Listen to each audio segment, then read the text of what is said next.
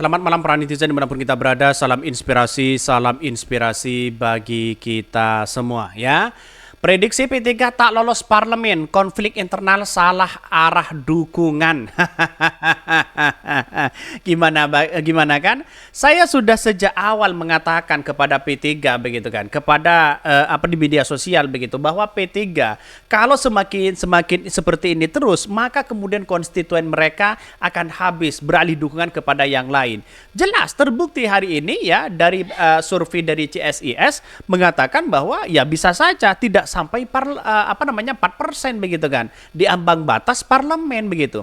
Jadi artinya apa? Artinya selama ini ya P3 percuma di situ begitu kan, dianggap gerbong kosong hari ini begitu. Bayangkan begitu, konstituennya banyak yang dukung Anies Baswedan, konstituennya kalau Ganjar pasti ya mereka mendukung Anies Baswedan. Jelas mereka begitu. Akibat arahan-arahan inilah ya P3 tidak bisa mempertahankan itu sebagai ketua umum ya.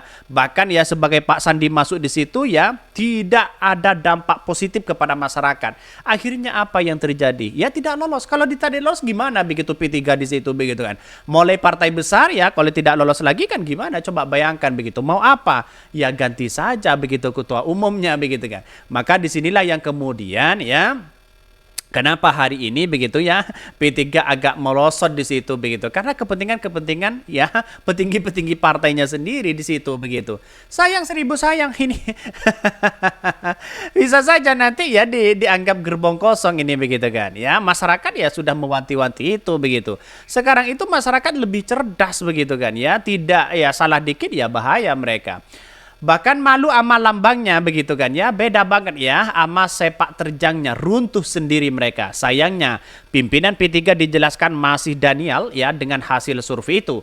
Malahan ya mengukirkan masa lalu ketika diprediksi tidak lolos ternyata lolos ya. Bisa jadi persoalan dan keadaan berbeda dengan pemilu sebelumnya. Ya kita tunggu jangan aja, karena masyarakat itu justru lebih cerdas hari ini dibandingkan dengan ya pilpres sebelumnya di situ begitu. Partai yang bakalan nyungsep ya. Partai bakalan gulung tikar katanya begitu. Partai Langbang Gamba ini kalau sudah merosot itu susah untuk membangun ya lagi di situ begitu kan. Untuk mencapai 4% saja susah di situ begitu. Jadi artinya apa?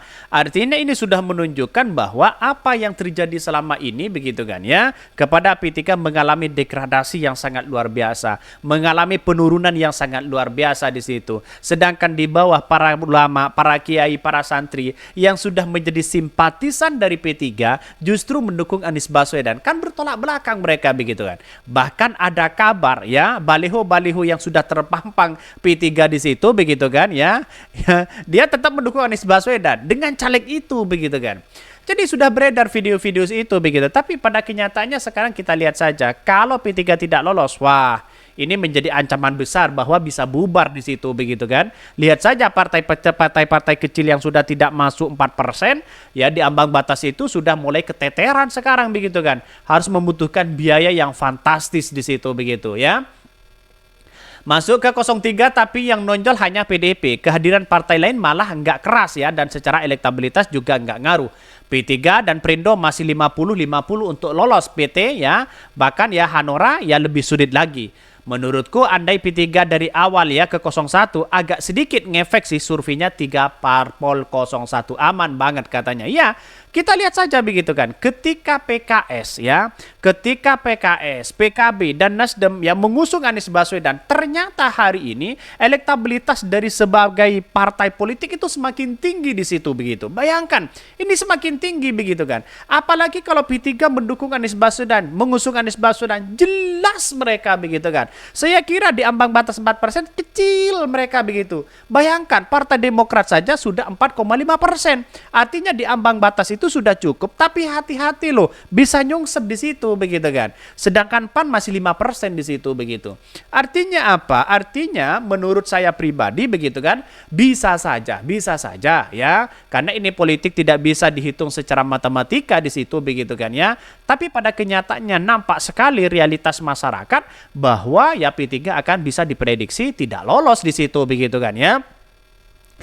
Bahkan ini Jakarta ya dikutip dari CNN Indonesia, Partai Persatuan Pembangunan diprediksi sejumlah lembaga survei gagal ya atau tidak lolos ya, gagal lolos di pemilu di 2024. Partai tua berlambang Ka'bah diyakini bawah komando Mardiono itu disebut memperoleh elektabilitas kecil di bawah ambang batas parlemennya, begitu kan. Jadi artinya apa? Artinya kalau kita melihat dengan sebuah realitas ini jelas mereka begitu kan. Apa yang mesti dipertahankan di situ begitu. Mau jualan Pak Ganjar sudah hilang di situ begitu. Hasil survei terbaru ya bulan lalu Desember 2023 yang dilakukan Center for Strategic and International Studies CSIS menempatkan P3 di posisi begitu ya ke-9 dari prediksi ya tidak lolos parlemen dengan elektabilitas sebesar 3,5%.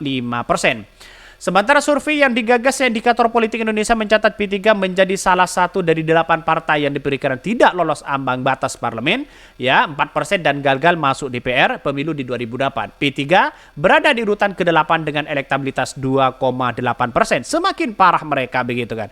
Artinya apa? Benar yang sejak awal saya katakan, konstituen yang di bawah sudah amburadul, ya ada konflik internal di situ begitu kan, ya. Kita lihat saja karena menurut saya pribadi P3 ini harus manut kepada kiai di situ, bukan bertolak belakang begitu kan. Ya, kiai yang membangun susah payah sejak awal, petinggi-petingginya begitu kan ya, sana sini ikut dukung Ganjar di situ begitu. Ya kenapa tidak main politik ya gerasa gerusu saja sana sini begitu kan. Ya lebih parahnya lagi ya seperti itu begitu kan ya. Inilah akibatnya salah di situ begitu memulai strategi mereka. Bahkan gagal dari Ganjar irisan ke Anies Baswedan. Sejumlah pakar politik yang mengungkapkan sejumlah akar masalah yang membuat P3 terancam gagal masuk DPR lewat P3 lewat pemilu di 2024 berdasarkan hasil survei sejumlah lembaga. Salah satunya adalah P3 gagal mendapatkan Kotel efek ya atau efek ekor jas dari Pilpres di 2024. Bahkan Direktur Tias Politika Strategis Agung Baskoro mengatakan dukungan P3 terhadap ya pasangan calon presiden dan wakil presiden di 2024, Ganjar Pranowo Mahfud ini tak mampu menarik suara elektoral. Perbedaannya ideologi partai dan paslon menjadi penyebabnya. Ganjar Mahfud ini karena secara institusional ya capresnya lebih mengidentikan kaum nasionalis, sementara P3 partai Islam. Memang kotel efeknya yang bisa diharapkan mengalir kepada P3 bisa menjadi kurang maksimal karena P3 ini kalau close step ya irisan masanya lebih banyak ke Anies Baswedan ketimbang Ganjar, ujar Agung kepada CNN Indonesia. Jelas mereka begitu kan. Kalau mereka sejak awal mendukung Anies Baswedan, wah aman mereka begitu. Lihat saja PKS sudah tidak bisa terkejar. Nasdem, PKB sudah mereka naik begitu kan. Itu representasi ya Nasdem saja begitu kan sebagai partai nasionalis di situ. Ya, efek ekornya di situ begitu dari seorang calon presiden representasi agamis Islam di situ justru punya efek yang sangat luar biasa. Artinya kalau seperti ini sudah kelihatan mereka begitu kan. Ya, karena sudah nasi jadi bubur begitu kan ya. Sekarang ini mereka sudah sudah tidak memikirkan pencalonan Ganjar begitu kan. Karena dianggap sudah kalah mereka begitu kan. Bahkan yang Mardiono gagal konsolidasi ini. Sementara itu Direktur Eksekutif Indonesia Political Opinion EPO begitu kan ya. Deddy Kurnian begitu kan menilai terdapat 3 persoalan mendasar ya di tubuh P3. Persoalan pertama, menurut dia menggulingkan Soeharto dari puncak kepemimpinan dan memilih Mardiono sebagai penggantinya. Persoalan kedua, menurut Deddy P3 tidak memiliki pilihan koalisi kecuali PDIP. Satu di antara banyak alasan adalah sejauh ini PDIP yang banyak membela P3. Ya, di samping itu terang Deddy terdapat permasalahan lain di mana P3 tidak terdapat porsi kuat semisal dengan menawarkan Sandiaga Uno sebagai cawapresnya.